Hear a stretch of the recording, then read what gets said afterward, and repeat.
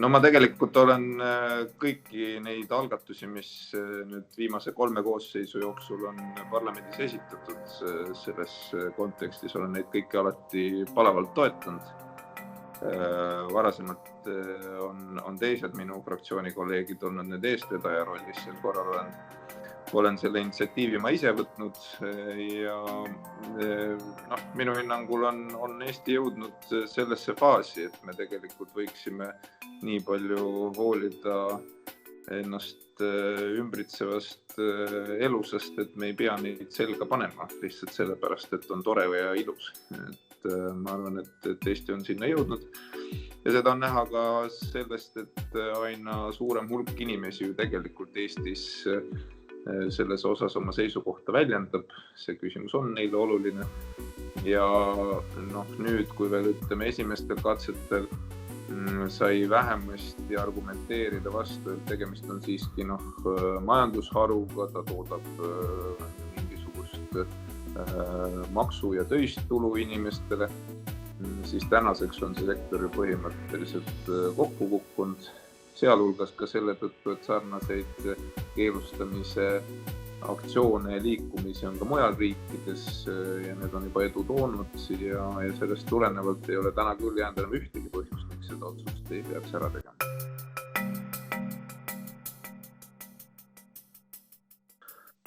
Eks erinevatel inimestel kahtlemata on erinevaid põhjuseid, miks nad seda teevad, aga miks nad toetavad seda keelustamist. Ma arvan, et minu jaoks kõige olulisem ongi just nimelt see,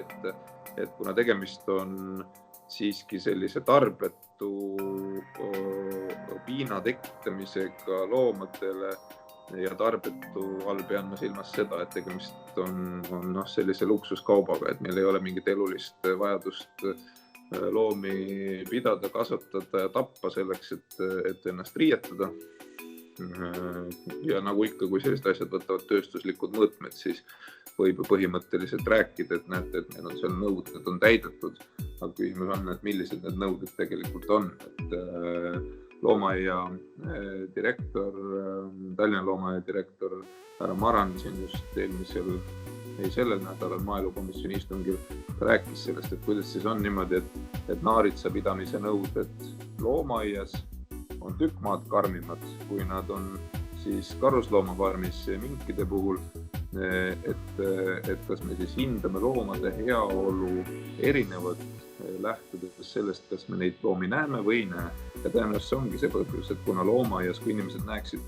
kui peetakse loomaaias samamoodi naaritseid nagu minke peetakse karusloomafarmis, siis ma arvan, see oleks skandaal, kuidas saab siis loomi niimoodi pidada, eks. Aga karusloomafarmis on see lubatud, nii et võib öelda, et nõuded on täidetud seaduslikult, aga küsimus on, kas need nõuded on tegelikult piisavad ja kui me need nõuded muidugi muudaksime piisavaks, siis enam see sektor päris kindlasti majanduslikult jätkusuutlik ei oleks. Ja kindlasti lisaargumendina ka globaalse kliimakriisi kontekstis on minu jaoks kahtlematult oluline argument see, et tegemist on ka suure CO2 jalajäljega, siis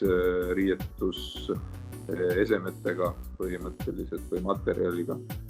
kuna selleks, et loomast saada siis seda eset lõpuks on vaja see loom ju üles kasvatada, see on kõik tegelikult väga keskkonnavaenulik, rääkimata siis kõikidest kemikaalidest ja kõigest muust, mis sinna sisse läheb. Nii et ka üldises sellises liikumises keskkonnasõbralikuma moe poole, siis ütleme nii, ja mood kahtlematult on ju moetööstus globaalselt on ju väga suur CO2 jalajälje tekitaja, et see on kindlasti üks kiireid ja lihtsamaid samme, mida on võimalik astuda.